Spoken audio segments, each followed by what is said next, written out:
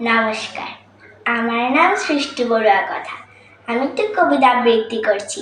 কবিতার নাম নেমন্তন্ন। লিখেছেন কবি অন্নদাশঙ্কর রায়। যাচ্ছ কোথা চাংড়ি পোতা, কিসের জন্য নেমন্তন্ন?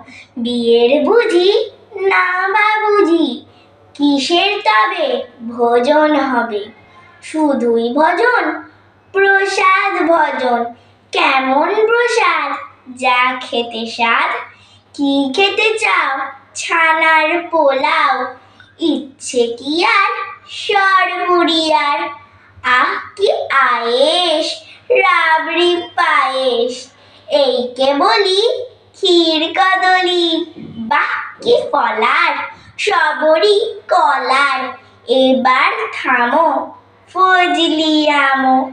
আমিও যাই না মশাই। ধন্যবাদ।